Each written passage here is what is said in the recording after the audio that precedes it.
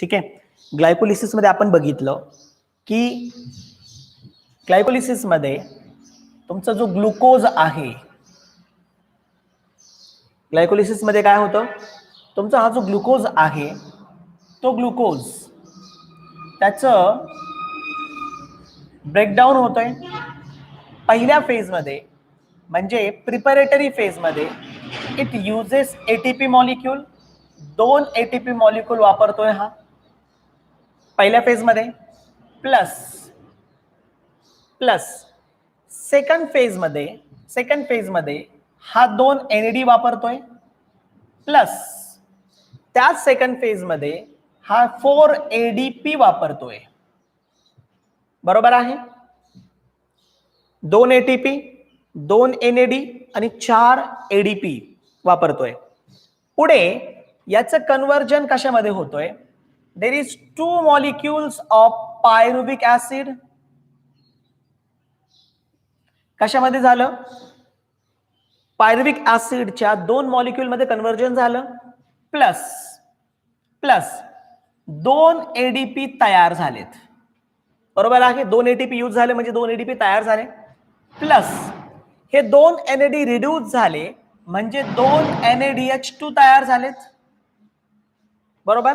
Plus हे 4 ADP चं conversion ATP generation मध्ये झालं 2 स्टेप मध्ये, म्हणजे 4 एटीपी तयार झाले. ठीक आहे. टोटल किती एटीपी तयार झाले, 4 एटीपी तयार झाले. पहा याच्यामध्ये आता 2 मॉलिक्यूल आहे पायरुविक ऍसिडचे. हे 2 एडीपी याच्यापासून तयार झाले होते. कोणापासून, एटीपी पासून.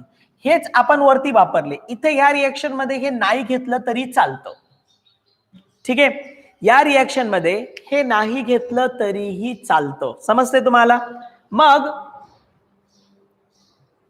इथे आदेश रोहमारे 11वी स्पेशल नीटचा हा क्लास नाहीये किंवा नीटचा क्लास नाहीये, ही क्लासचा आहे. तसं तू थांबू शकतो या क्लासमध्ये, काही प्रॉब्लेम नाही. परंतु तुझा सेपरेट क्लास ऑलरेडी चालू आहे फिजिक्सचा. ठीक आहे. त्या क्लासमध्ये तू कंटिन्यू कर, इकडे येण्याची गरज नाही आदेश. ठीक आहे. पुढे चला. 2 एडीपी, हे जे 2 एडीपी मॉलिक्युल्स आहेत, हे 2 एडीपी मॉलिक्युल्स इथं तुम्ही नाही घेतलं तरीही चालतं. मग 2 NaDH2 आपण घेतले आणि 2 एटीपी घेतले. यावरून आपण काढलं होतं ग्रॉस गेन, किती प्रमाणामध्ये एटीपी मॉलिक्यूल तयार झाले होते. 2 NaDH2 तुम्हाला देत आहेत 6 एटीपी. मी काल तुम्हाला सांगितलं, जर हे एटीएस मध्ये गेले तर हे 2 NaDH2 तुम्हाला काय करेल, 6 एटीपी मॉलिक्यूल देईल. ठीक आहे. म्हणजे 1 NaDH2 1 एटीपी मॉलिक्यूल देतो. 1 NaDH2 gives 3 ATP molecule. 2 NaDH2 आहे तर 6 एटीपी मॉलिक्यूल देईल. ऑलरेडी हे 4 आहे. दोन्ही मिळून ग्रॉस गेन झालं होतं 10 एटीपी मॉलिक्यूल. हे काय होतं, ग्रॉस गेन. किती एटीपी मॉलिक्यूल भेटले होते, 10. पण इथे 2 एटीपी वापरले गेले, 2 एटीपी प्रिपरेशन मध्ये गेले होते. मग इथं काय झालं, आता 2 एटीपी हे फर्स्ट फेज मध्ये वापरले. नाउ नेट गेन, या ठिकाणी नेट गेन, मग इथं 10 - 2 म्हणावं लागेल. नेट गेन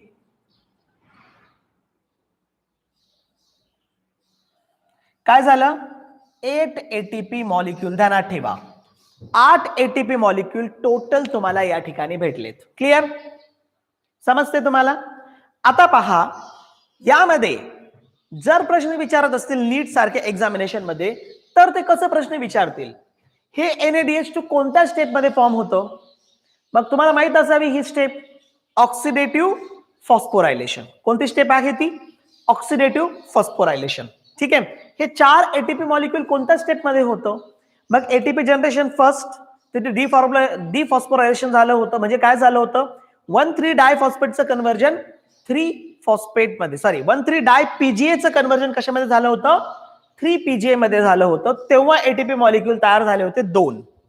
परत शेवटी जेव्हा फॉस्फोइनॉल पायरुविक ऍसिड, पेपा, जेव्हा फॉस्फोइनॉल पायरुविक ऍसिड हे कन्वर्ट होत होतं इनटू द पायरुविक ऍसिड, तर तेव्हा 2 एटीपी मॉलिक्यूल तयार झाले. हे आपल्याला स्टेप माहित पाहिजे. कोणत्या रिएक्शनचे वेळेस फॉर्म होतात हे आपल्याला माहित असणं गरजेचं आहे. म्हणजे या पद्धतीने आपल्याला डिफरन्शिएशन करता येईल आणि जर प्रश्न विचारले गेले तर प्रश्नाचे उत्तरही आपल्याला देता येतील. ठीक आहे. So this is all about your that is an glycolysis. ठीक आहे. ग्लायकोलिसिस या रिएक्शनद्वारे मी कंप्लीट ग्लायकोलिसिस तुम्हाला इथे सांगितलं. शेवट फायनल प्रोडक्ट सांगितले. फायनल प्रोडक्ट म्हणून तुम्हाला 2 NADH2 आणि 4 ATP मॉलिक्यूल भेटले. म्हणजे टोटल मिळून तुम्हाला किती ATP भेटले होते? 10 ATP. पण 2 वरती वापरले गेले होते. म्हणून टोटल जे काही आपल्याला इथं भेटलेलं आहे ते आहेत 8 ATP मॉलिक्युल्स. ठीक आहे. आता हेच जर प्रोकॅरियोट असेल, प्रोकॅरियोटिक नाही, हे जर अनएरोबिक रेस्पिरेशन असेल तर अनएरोबिक रेस्पिरेशन मध्ये फक्त ग्लायकोलिसिस होतं. पुढे क्रेब्स सायकल होत नाही. पुढे क्रेब्स सायकल होत नाही, लीक रिएक्शन होत नाही, इवन ETS होत नाही, म्हणजे इलेक्ट्रॉन ट्रान्सपोर्टेशन होत नाही. मग जर अनएरोबिक रेस्पिरेशन असेल आणि इलेक्ट्रॉन ट्रान्सपोर्टेशन होत नसेल तर याचा अर्थ हे जे NADH2 आहे ना, याच्यापासून भेटलेले हे 6 ATP कुठून भेटतात? ETS मधून भेटतात. ETS मधून भेटतात. म्हणून हा सगळा पार्ट या ठिकाणून काय होईल? जाईल.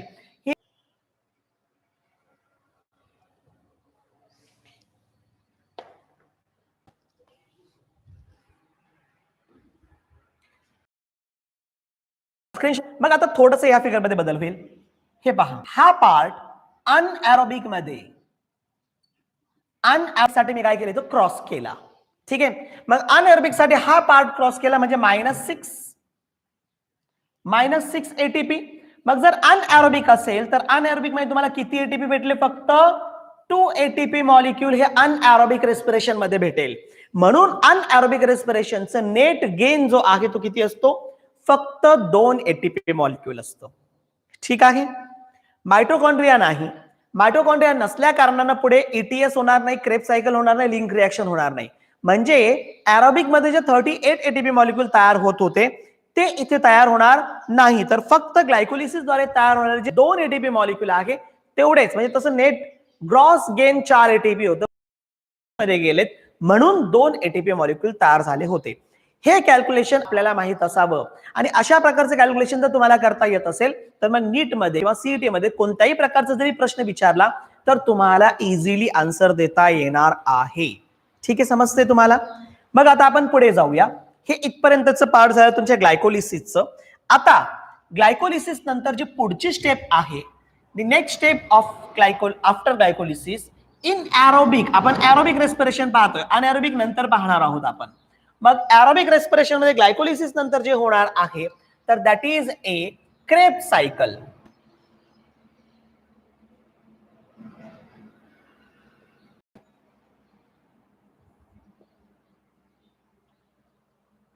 Krebs cycle. ठीक आहे. सर हॅन्स क्रेब, काय नाव आहे? सर हॅन्स क्रेब, ज्यांनी ही सायकल शोधून काढली त्यावरून त्याला असं म्हटलं जातं. या सायकल मधलं पहिलं स्टेबल प्रोडक्ट जो तयार होतो तो पहिला स्टेबल प्रोडक्ट सायट्रिक ऍसिड आहे. First stable product is an citric acid, किंवा त्याला आपण सायट्रेट पण म्हणतो. बायोलॉजी मध्ये याला जास्त विचार करण्याची गरज नाहीये. ठीक आहे, याला आपण सायट्रेट पण म्हणतो. या बेसिस वरती this is also called as citric acid cycle. Krebs सायकलला आपण आणखीन काय म्हणतो? सायट्रिक ऍसिड सायकल, हे एक नाव त्यासाठी दिला जातो. ठीक आहे, citric acid cycle, citrate cycle म्हटलं तरी चालेल. ठीक आहे. पुढे हे जे सायट्रिक ऍसिड आहे, हा जो सायट्रिक ऍसिड आहे हा 4 कार्बन कंपाऊंडचा आहे. दिस इज ऑफ 4 सॉरी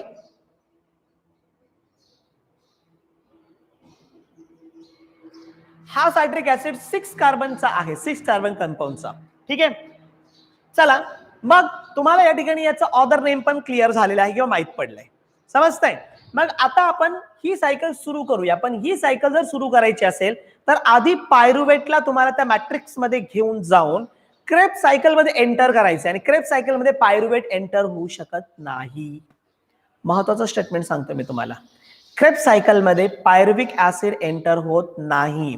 जर क्रेब्स सायकल मध्ये पायरुव्हिक ऍसिड एंटर होत नसेल तर त्याच्याऐवजी कोण जाईल?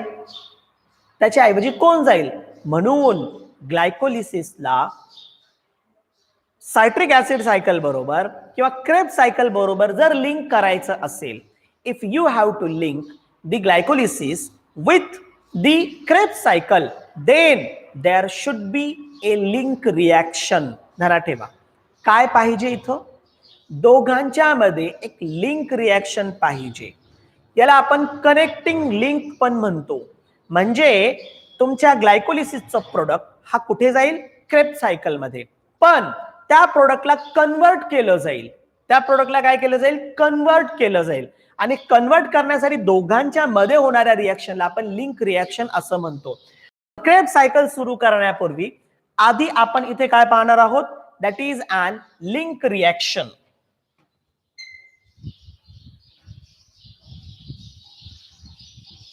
ही लिंक रिॲक्शन मायटोकॉन्ड्रियाच्या मॅट्रिक्स मध्येच होते, कारण त्याच्यासाठी लागणारा जो एन्झाइम आहे ते मायटोकॉन्ड्रियामध्ये प्रेझेंट असतं. पण प्रोकॅरियोटिक मध्ये मायटोकॉन्ड्रियॉन नाही, म्हणून प्रोकॅरियोटिक मध्ये तो जो एन्झाइम आहे तो प्रेझेंट असतो इनसाइड द सायटोप्लाझम. तो त्याच्या सायटोप्लाझम मध्ये प्रेझेंट असतो. ठीक आहे. मग लिंक रिॲक्शन साठी स्पेसिफिक एन्झाइम पाहिजे, म्हणजे मल्टी एन्झाइम असतो, सिंगल नाही, मल्टी एन्झाइम त्या ठिकाणी असतात, म्हणून एन्झाइम कॉम्प्लेक्स त्या ठिकाणी येतो. मग तुमचं प्रोडक्ट कोणतं होतं? You have two molecules of pyruvic acid. तुमच्याकडे पायरुव्हिक ऍसिडचे दोन मॉलिक्युल्स आहेत. ठीक आहे. मग हे जे दोन मॉलिक्युल आहे पायरुव्हिक ऍसिडचे, याचं कन्व्हर्जन अशा प्रोडक्ट मध्ये केलं जाईल जो प्रोडक्ट तुमच्या क्रेब्स सायकल मध्ये घेतला जातो. जो प्रोडक्ट तुमच्या क्रेब्स सायकल मध्ये घेतला जातो.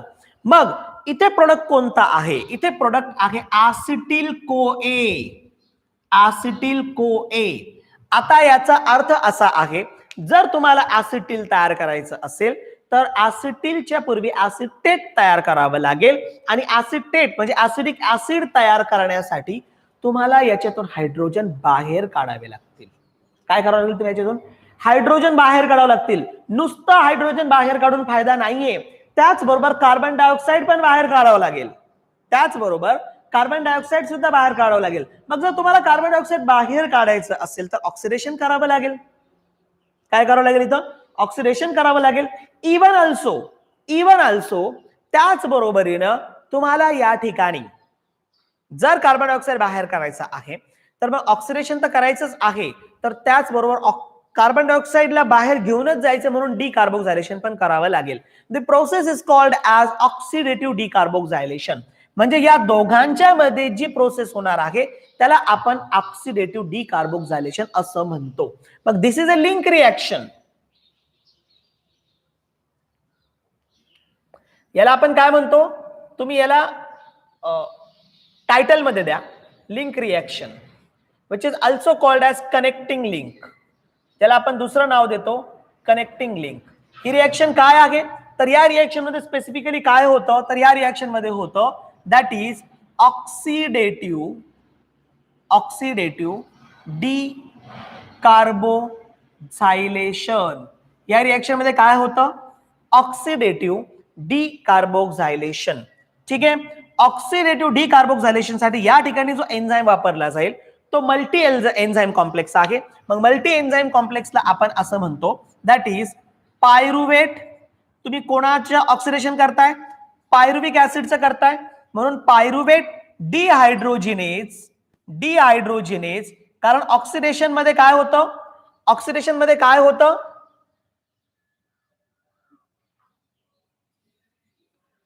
ऑक्सिडेशन मध्ये H2 बाहेर पडतो, म्हणून याला आपण काय म्हणतो? डिहायड्रोजिनेज. Pyruvate dehydrogenase complex. कोणता एन्झाइम वापरला जाईल? Pyruvate dehydrogenase complex, simply PDC.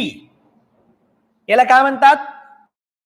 PDHC म्हणा याला, डिहायड्रोजिनेज, PDHC. ठीक आहे. मी तुम्हाला याचं नेम सांगितलं. या लिंक रिॲक्शन मध्ये होतं काय? ठीक आहे. या लिंक रिॲक्शनचा जो फायनल प्रोडक्ट आहे तो ऍसिटिल कोए आहे, म्हणून this link reaction is also called acetylation. It is also called acetylation. या लिंक रिएक्शनला दुसरं नाव काय आहे? That is a acetylation reaction. ध्यानात ठेवा, this link reaction is also called as acetylation reaction. आता इथं ऍसिटायलेशन रिएक्शन कशी होते? मग ऍसिटिल कोए फॉर्मेशन आहे, ऍसिटिल कोए फॉर्मेशन आहे म्हणून त्याला आपण ऍसिटायलेशन म्हणतो. पण कशा पद्धतीने होतो? तर ऑक्सिडेटिव्ह डिकार्बोक्सिलेशन करण्यासाठी पायरुवेट डिहायड्रोजिनेस काय करेल? या पायरुविक ऍसिड मधून हायड्रोजन बाहेर टाकेल. इथून जो हायड्रोजन बाहेर पडणार आहे त्याला घेईल एक कोएन्झाइम दॅट इज NAD. जेव्हा जेव्हा ऑक्सिडेशन होतं, ध्यानात ठेवा, जेव्हा जेव्हा ऑक्सिडेशन होईल तेव्हा तेव्हा हायड्रोजन बाहेर पडेल. बाहेर पडणारा हायड्रोजन कोएन्झाइम घेईल. या रेस्पिरेशनचं हे कॅरेक्टरिस्टिक फीचर आहे. रेस्पिरेशनचं हे काय आहे? कॅरेक्टरिस्टिक फीचर आहे की जेव्हा जेव्हा ऑक्सिडेशन होतं तेव्हा तेव्हा हायड्रोजन बाहेर पडतं. पडलेला हायड्रोजन कोण घेतं? कोएन्झाइम. मग बाहेर पडलेला हायड्रोजन जर कोएन्झाइम घेत असेल तर मग तो कोएन्झाइम आहे NAD. मग NAD ने तो हायड्रोजन घेतला, NAD कन्वर्ट झाला NADH2 मध्ये. NAD converts to the NADH2 म्हणजे रिडक्शन झालं. काय झालं? इथे रिडक्शन झालं. हा ETS मध्ये जाईल, हा ETS मध्ये जाईल आणि ETS मध्ये जाऊन याचं परत ऑक्सिडेशन होईल तेव्हा तुम्हाला 3 ATP मॉलिक्यूल भेटतील. किती ATP मॉलिक्यूल भेटतील? 3. जरा ठेवा परत. आता पायरुविक ऍसिडचे 2 मॉलिक्यूल आहे म्हणजे किती NAD येईल? 2. किती NADH2 फॉर्म होईल? 2. ठीक आहे. आता हे तर तुम्ही काय केलं? ऑक्सिडेशन. हे तुम्ही काय केलं? ऑक्सिडेशन. बट हा मल्टी एन्झाइम कॉम्प्लेक्स आहे, मल्टी एन्झाइम कॉम्प्लेक्स आहे. हा डिकार्बोक्सिलेशन पण करतो. मग मध्ये काय होईल? याच्यातून CO2 पण बाहेर पडेल. याच्यातून काय होईल? CO2 पण बाहेर पडेल. म्हणून ऑक्सिडेटिव्ह ऑक्सिडेशन झालं, ऑक्सिडेटिव्ह डिकार्बोक्सिलेशन प्रोसेस. काय आहे? Oxidative decarboxylation process. Multi enzyme. किती एन्झाइम लागतात? 2. आणखीन एक आहे, याच्यामध्ये कोए पण ऍड केला जातो. कोएन्झाइम ए पण ऍड केला जातो. मग याच्यासाठी पण एन्झाइम येईल. कोएन्झाइम ए ऍड करण्यासाठी पण एन्झाइम येईल. 3 एन्झाइम झाले. मग ते 2 एन्झाइम कोणते होते? ते 2 एन्झाइम ज्यानं इथं ऑक्सिडेशन केलं तर तो झाला पायरुवेट डिहायड्रोजिनेज. एक एन्झाइम. तुमच्याकडे लिहून ठेवा वाटलं सर तो कोणता एन्झाइम आहे? मग त्यातला एक आहे कोणता? पायरुवेट डिहायड्रोजिनेज. ज्यानं काय केलं? ऑक्सिडेशन केलं. ज्याने इथं ऑक्सिडेशन केलं. आता दुसरं सेकंड वन, यानं ऑक्सिडेशन केलं, कार्बन डायऑक्साइड बाहेर पडलं तर इथं तयार झालं होतं तुमचं ऍसिटिल म्हणजे ऍसिटेट तयार झालं होतं. काय तयार झालं होतं? ऍसिटेट. मग डिकार्बोक्सिलेशन साठी एन्झाइम आहे सेकंड नंबरला. डिकार्बोक्सिलेशन साठी सेकंड नंबरला एन्झाइम आहे. तो कोणता? तो पायरुवेट डिकार्बोक्साइलेज एन्झाइम. कोणता आहे तो? Pyruvate डिकार्बोक्साइलेज enzyme. 2 झाले. थर्ड कोए इथं ऍड करायचं आहे, ट्रान्सफरेज एन्झाइम. कोणता येईल? कोए ट्रान्सफरेज एन्झाइम. 3 झालेत. This is a multi enzyme complex म्हणून याला नाव दिलं पायरुवेट डिहायड्रोजिनेज कॉम्प्लेक्स. काय नाव दिलं याला? Pyruvate dehydrogenase complex. तुमचं शेवटी प्रोडक्ट तयार होतं म्हणजे ऑक्सिडेशन झालं होतं, डिकार्बोक्सिलेशन झालं होतं तेव्हा तुमचं प्रोडक्ट तयार झालं होतं ऍसिटिल. त्याच्यात कोए ऍड झालं. नाउ द प्रोडक्ट इज ऍसिटिल कोए. हा प्रोडक्ट आहे ऍसिटिल कोए. तुमच्या पायरुविक ऍसिड मध्ये कार्बन ऍटम किती होते? किती होते? 3 कार्बन ऍटम होते. चला आता तुम्ही मला सांगा, after this link reaction, after this he link reaction झाल्यानंतर ऍसिटिल कोए मध्ये किती कार्बन असतील बरं? चला give me the answer fast. चला मला फास्टली आन्सर द्या. हे झाल्यानंतर किती कार्बन डायऑक्साइड सॉरी ऍसिटिल कोए मध्ये किती कार्बन बाकी राहतील? म्हणजे ऍसिटिल कोए हा किती कार्बनचा असेल? गिव्ह मी द आन्सर लवकर. How many carbon will be remaining in the acetyl कोए?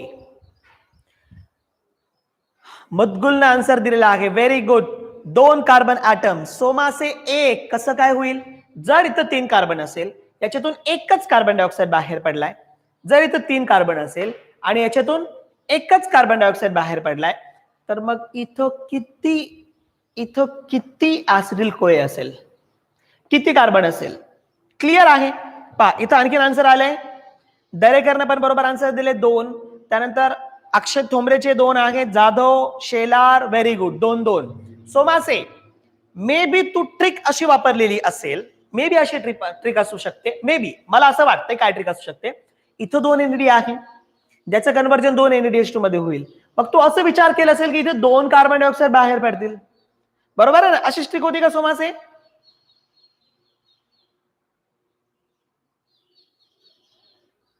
वैशालीने पण आन्सर दिलेला आहे 2 कार्बन. Very good. सोमाशी अशी ट्रिक होती. चला मी समज अशी ट्रिक होती, 2 कार्बन बाहेर पडले म्हणून इथं किती बाकी राहिले असतील? 1. पण असं नाहीये, असं नाहीये. ऍक्च्युली एक कार्बन डायऑक्साईड एका पायरुवेट मधून गेलेला असेल, दुसऱ्या पायरुवेट मधून दुसरा कार्बन डायऑक्साईड जरी इथं 2 आहे तर कसं असेल ते? एक कार्बन डायऑक्साईड एका पायरुवेट मधून गेलं असेल तर दुसरा कार्बन डायऑक्साईड दुसऱ्या पायरुवेट, कारण 2 पायरुविक ऍसिडचे मॉलिक्युल आहे ना, मग इथं 3 मधून 1 गेला, परत दुसऱ्या 3 मधून 1 गेला, दोघांसाठी 2-2 कार्बन बाकी राहतात. क्लिअर झालं का? सोमासे क्लिअर झालंय? हा झालंय क्लिअर? Okay, very good. मग आता पहा इथे ऍसिटिल को ए आहे. मग ऍसिटिल कोए मध्ये किती कार्बन डायऑक्साईड असेल? 2 कार्बन असेल. ऍसिटिल कोए मध्ये किती कार्बन असतील? There are 2 carbons. ठीक आहे. जरी इथं 2 कार्बन डायऑक्साईड गेले तर ते कोणते जातील? एका पायरुविक ऍसिड मधून 1, म्हणजे 2 पायरुविक ऍसिड मधून मिळून 2 असतील. ठीक आहे. चला आता आपण इथपर्यंत तुम्ही आलात. आता तुम्हाला हा प्रोडक्ट भेटलाय, दॅट इज ऍसिटिल को ए. हा प्रोडक्ट तुम्हाला भेटलेला आहे. Now this product will be enter into the Krebs cycle. हा प्रोडक्ट कुठे एंटर होईल? हा प्रोडक्ट तुमच्या क्रेब्स सायकल मध्ये एंटर केला जाईल. चला ही जी रिएक्शन आहे याचं स्क्रीनशॉट पटकन घेऊन टाका, म्हणजे आपल्याला आता क्रेब्स सायकल पाहायला.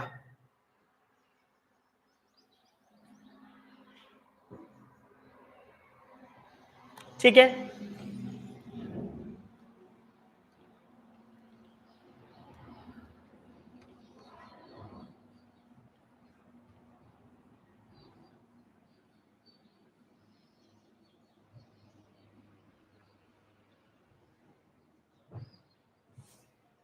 अच्छा, क्रेब्स सायकल मध्ये चला तुम्ही कॅल्क्युलेशन करा, तुम्हाला वेळ देतो मी, आणि हा कॅल्क्युलेशनला चॅट बॉक्स मध्ये सांगा प्रत्येक जण. ठीक आहे.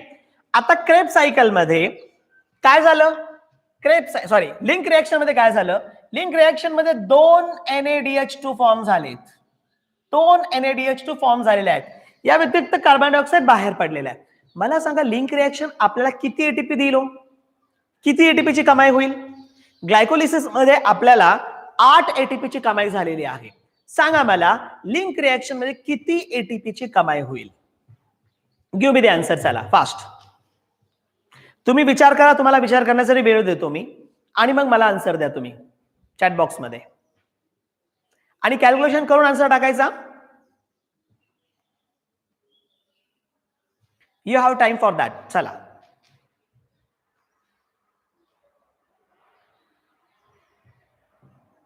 मुद्गुलचं म्हणणं आहे 6 एटीपी. कसं? हाऊ? सोमासीचं म्हणणं पण 6 एटीपी. जाधव सुद्धा 6 एटीपी म्हणतोय. But how? Tell me the answer in chat box.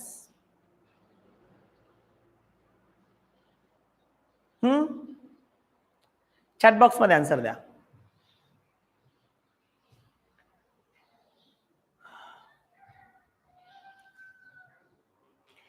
ठीक आहे. दरेकरचं म्हणणं पण 6 एटीपी. पण कसं?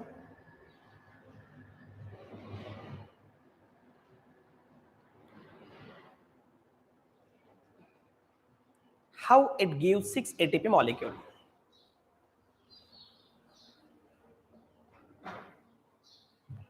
आले आन्सर, आले. सोमासेचं आलेलं आहे. एक NADH2 3 ATP मॉलिक्यूल तयार करतो ETS मध्ये. Very good. हे मला हवं होतं. ETS मध्ये एक NADH2 3 ATP मॉलिक्यूल. तुम्हाला एवढं जरी ध्यानात राहिलं ना, एवढं जरी, ठोंबरेने पण आन्सर दिलेला आहे. त्यानंतर मुद्गुलने पण पूर्ण कॅल्क्युलेशन करून दिले. 2 NADH2 converts into the 6 ATP molecule. ठीक आहे. Very good. तुम्हाला हे समजणं गरजेचं आहे, हे ध्यानात येणं गरजेचं आहे की NADH2 3 ATP मॉलिक्यूल तयार करतो, हे तुम्हाला तुमच्या ध्यानात बसणं गरजेचं आहे. ते कसं होतं की आपण ETS मध्ये सेपरेटली पाहणार आहोत, पण हे ध्यानात असणं गरजेचं आहे. म्हणजे जेव्हा कधी येईल तेव्हा तेव्हा तुम्हाला हे क्लिअर होणं गरजेचं आहे किंवा समजणं गरजेचं आहे. ठीक आहे, मग ETS मध्ये हे जाईल कशाला? ऑक्सिडेशनला, कारण याचं रिडक्शन झालंय ना, मग ETS मध्ये ऑक्सिडेशनला जाईल, म्हणून 2 × 3 = 6 ATP मॉलिक्यूल. Very good. आता टोटल गेन किती कमाई झाली आता दोन्ही मिळून? ग्लायकोलिसिस आणि लिंक रिएक्शन मिळून किती कमाई झाली आता? Very good. जाधवनं त्याच पद्धतीने दिलंय. दरेकरनं पण आन्सर दिलेला आहे. गुड. आता टोटल मिळून किती एटीपी तयार झाले चला सांगा. आपल्याला टोटल 38 एटीपी मॉलिक्यूल तयार करायचे. हा, चला टेल मी द आन्सर. किती एटीपी मॉलिक्यूल तयार झाले तुमचे?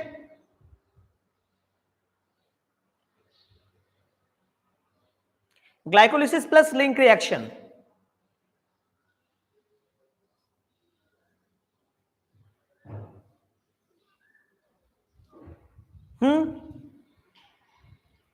Very good. 14 एटीपी मॉलिक्यूल तयार झाले. मदगुल बरोबर आहे, ठोंबरे बरोबर आहे. Very good. किती होईल मग ते 8 आणि हे 6, 14 एटीपी मॉलिक्यूल तयार झाले. चला आता क्रेब सायकल कडे. मग तुमची क्रेब सायकल कशा पद्धतीने होईल? सायक्लिक फॉर्म मध्ये घेईल. रिएक्शन तुम्हाला आधी सांगितलं कशा पद्धतीने करायचे म्हणून, पूर्ण सायक्लिक फॉर्म मध्ये मी घेईल. प्रत्येकाचं रिएक्शन आपल्याला इथं पाहण्याची गरज नाही. ठीक आहे, मग क्रेब सायकल होत असताना कशा पद्धतीने प्रोसेस केली जाईल? सगळे स्टेप ध्यानात ठेवा. हे सगळे स्टेप मी तुम्हाला त्या रिएक्शन मध्ये सांगेल. ठीक आहे, वेळ आपल्याकडे कमी आहे, पण ऍटलिस्ट तुम्हाला सायकल काय आहे ते क्लिअर होईल. मग इथं मी सुरुवात इथून करतो. क्रेब सायकलचे बॅकग्राऊंड मी तुम्हाला सांगितलेलं आहे.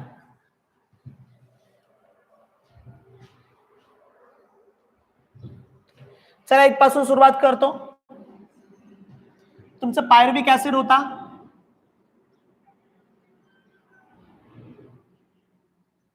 त्याचं कन्व्हर्जन ऍसिटिल कोए मध्ये झालं. तेव्हा NAD हा NADH2 मध्ये कन्वर्ट झाला होता. लिंक रिएक्शन तुम्हाला दिलेले आहे, पण तरी इथं देतोय आता.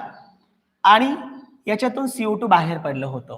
This acetyl CoA will enter into the Krebs cycle by condensation. म्हणजे पहिली रिएक्शन या ठिकाणी कंडेन्सेशन असेल. म्हणजे हा आतमध्ये येतो म्हणजे कोणतरी घेणार असेल ना. हा आतमध्ये येतो म्हणजे कोणतरी घेणारा असेल, कोणतरी ऍक्सेप्ट करणारा असेल.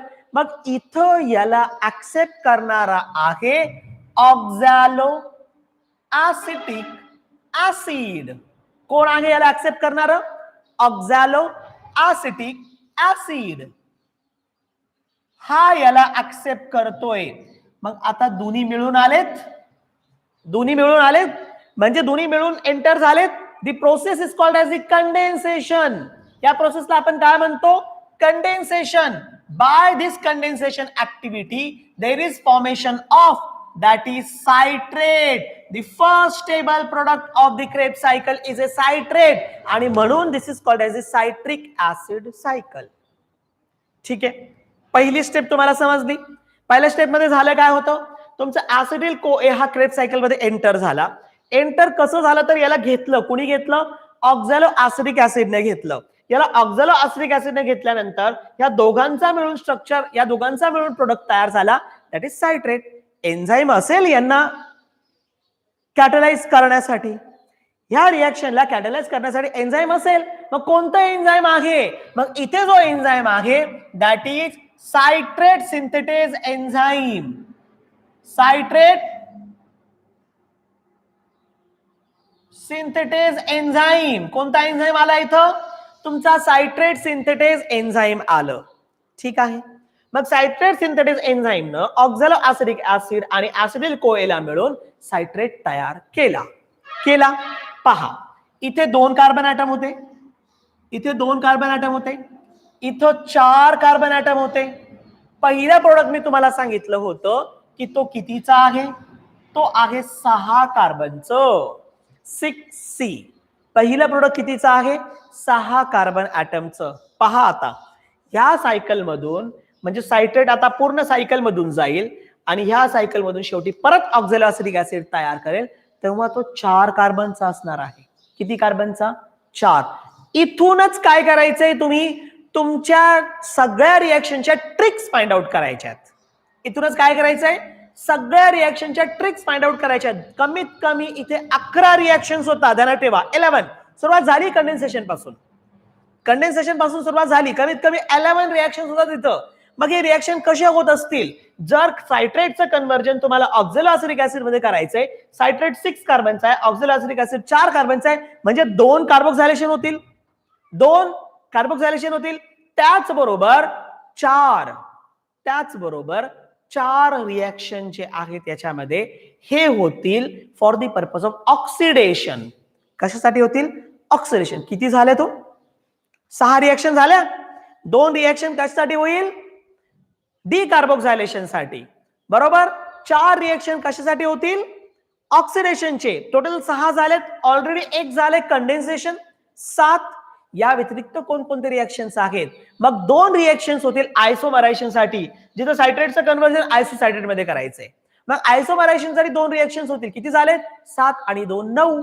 एक रिएक्शन ऑक्सिडेटिव्ह फॉस्फोरायलेशन साठी असेल, म्हणजे सबस्ट्रेट लेवल एटीपी जनरेशन करेल. त्या ठिकाणी एटीपी जनरेशनची प्रोसेस होईल, ती एक रिएक्शन. किती झाले? 10.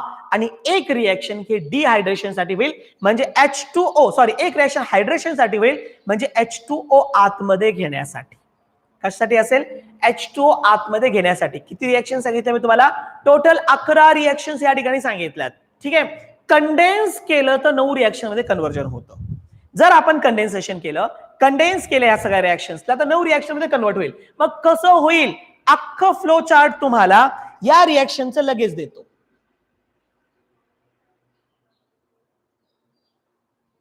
म्हणजे जो कंप्लीट फ्लो चार्ट आहे या रिएक्शन साठी लागणारा, तो या ठिकाणी मी क्लिअर करतो.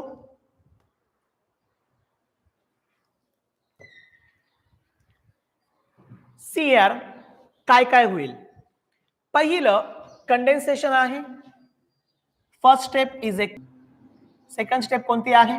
आयसोमरायझेशन. आयसोमरायझेशन 2 रिएक्शन मध्ये कन्वर्ट झालं, ज्यामध्ये एक होईल हायड्रेशन, म्हणजे वॉटर आतमध्ये घेतलं जाईल, आणि एक होईल डिहायड्रेशन, म्हणजे वॉटर बॉडी आतमधून काढलं जाईल. डिहायड्रेशन. दोन्ही मिळून आयसोमरायझेशन पूर्ण केलं जातं. ठीक आहे. त्यानंतर फोर्थ रिएक्शन या ठिकाणी होईल ऑक्सिडेशन. हे ऑक्सिडेशन पहिलं आहे, ऑक्सिडेशन फर्स्ट. फिफ्थ रिएक्शन होईल डिकार्बोक्सिलेशन. डिकार्बोक्सिलेशन. ठीक आहे. Decarboxylation first. सिक्स्थ रिएक्शन दोघांची मिळून एकत्र असेल ऑक्सिडेटिव्ह डिकार्बोक्सिलेशन. ठीक आहे. म्हणजे आता इथं ऑक्सिडेशन सेकंड असेल, डिकार्बोक्सिलेशन सेकंड असेल. ऑक्सिडेशन सेकंड असेल, डिकार्बोक्सिलेशन सेकंड असेल.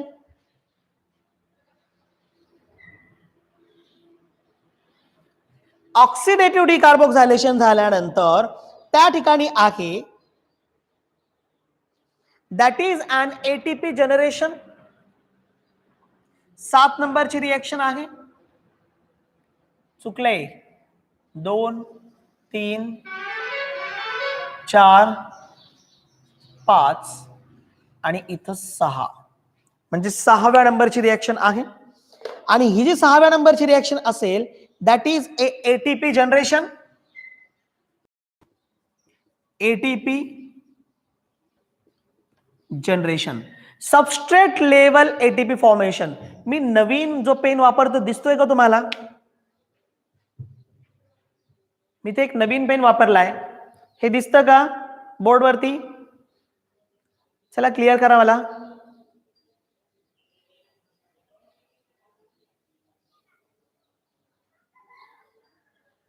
नाही. ठीक आहे, ठीक आहे, तो पेन वापरणार नाही.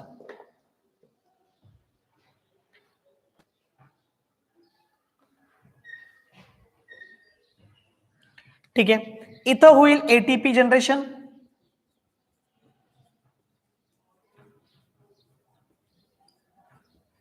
त्यानंतर 7th नंबरची रिएक्शन याच्यात होईल, दॅट इज अन हायड्रेशन. पाणी वापरलं, सॉरी,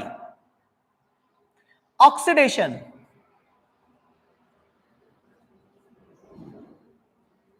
इथं पुढची स्टेप होईल, दॅट इज ऑक्सिडेशन. आता ही असेल ऑक्सिडेशन थर्ड. ही कोणती असेल? इथं ऑक्सिडेशन फर्स्ट, इथं ऑक्सिडेशन सेकंड, इथं काय असेल? Oxidation third. तिसरं ऑक्सिडेशन होईल. नंतर 8 नंबरची रिएक्शन आहे, that is an hydration. Hydration, इथं पाणी वापरलं जाईल. काय असेल? हायड्रेशन, पाणी वापरलं जाईल. आणि 9 नंबरची रिएक्शन आहे शेवटची oxidation, that is oxidation 4. Oxidation 4.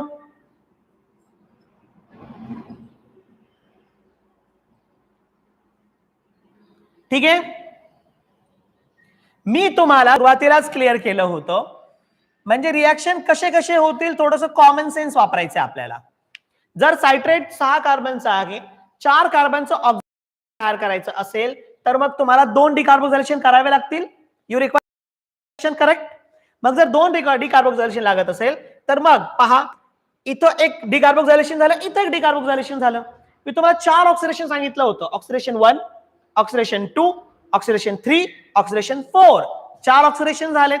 या व्यतिरिक्त मी तुम्हाला सांगितलं होतं एक आयसोमरायझेशन होईल, कंडेन्सेशन तर ऑलरेडी बघितलं आपण, एक एटीपी जनरेशन होईल आणि एक हायड्रेशन होईल. टोटल रिएक्शन किती झालेत? 9. म्हणजे कंडेन्स्ड फॉर्म मध्ये घेतलं तर 9 आणि ऍक्च्युअल फॉर्म जर घेतलं तर 11. कसे? ही एक एक्स्ट्रा ऍड करावी लागेल आणि इथं हे 2 होतात तर इथे एक एक्स्ट्रा ऍड करावी लागेल. ठीक आहे, हे दोन्हीही जर आपण ऍड केले तर मग काय होईल या ठिकाणी? दोन्हीही ऍड केल्यानंतर मग टोटल 11 रिएक्शन्स होतील. बट ऍक्च्युअल रिएक्शन किती आहेत? ऍक्च्युअल रिएक्शन या ठिकाणी 9 रिएक्शन्स आहेत. ठीक आहे, condensation, isomerization, oxidation, decarboxylation, oxidative decarboxylation, ATP generation, oxidation third, dehydration, sorry hydration आणि ऑक्सिडेशन. ठीक आहे, समजतंय? मी सगळ्या रिएक्शन आधी तुमच्या समोर ठेवल्यात, म्हणजे जेव्हा तुम्हाला रिएक्शन कंप्लीट होईल, ज्याच्या सहाय्याने तुम्हाला ती रिएक्शन कंप्लीट स्टडी करता येईल. म्हणजे तुम्ही इथे पाहू शकता कंडेन्सेशन, ठीक आहे, condensation, isomerization, oxidation, decarboxylation, oxidative decarboxylation, ATP generation, oxidation, hydration, oxidation. आता ट्रिक काय ध्यानात ठेवायची? दोन्ही एकत्र होणार म्हणजे कंडेन्सेशन. कंडेन्सेशन झालं की लगेच आयसोमरायझेशन होईल. ठीक आहे, आयसोमरायझेशन झालं तर पहिलं ऑक्सिडेशन होतं, ऑक्सिडेशन नंतर डिकार्बोक्सिलेशन. दोघांना एकत्र करा, ऑक्सिडेटिव्ह डिकार्बोक्सिलेशन. या दोघांनंतर काय असू शकतं? ट्रिक काय? दोन्ही एकत्र करा, ऑक्सिडेटिव्ह डिकार्बोक्सिलेशन. ठीक आहे, ऑक्सिडेटिव्ह डिकार्बोक्सिलेशन, एटीपी जनरेशन. आणखीन एक ट्रिक इथे ध्यानात ठेवायची की प्रत्येक वेळेस अल्टरनेट ऑक्सिडेशन होतंय. अल्टरनेट ऑक्सिडेशन होतं. ऑक्सिडेशन, डिकार्बोक्सिलेशन झालं. ठीक आहे, मग ऑक्सिडेटिव्ह डिकार्बोक्सिलेशन म्हणजे इथं ऑक्सिडेशन झालं, एटीपी जनरेशन झालं, परत ऑक्सिडेशन आहे, परत हायड्रेशन झालं, परत ऑक्सिडेशन आहे, म्हणजे alternate oxidation. These are the tricks to remember the all reactions occurs inside the TCA cycle. ठीक आहे, काय ट्रिक असेल? काय ट्रिक असेल की ऑक्सिडेशन जो आहे तो काय असेल? अल्टरनेट होतं. ऑक्सिडेशन अल्टरनेट होतं.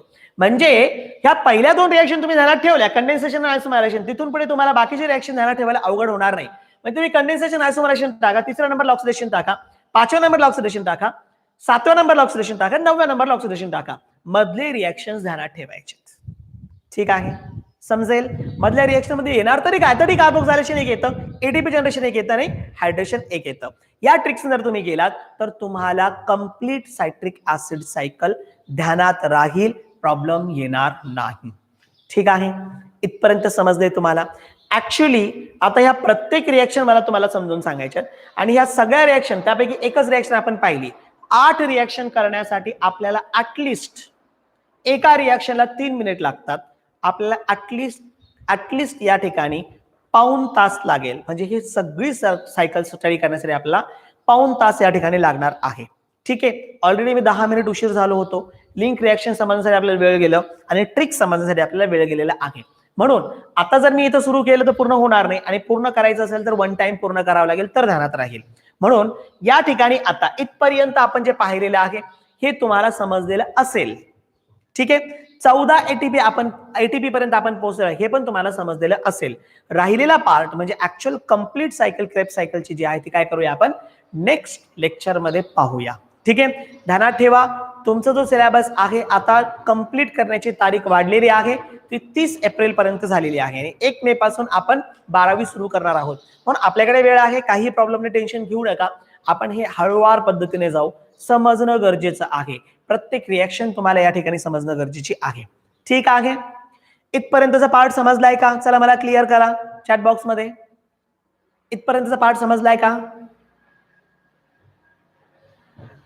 हा, clear me in chat box.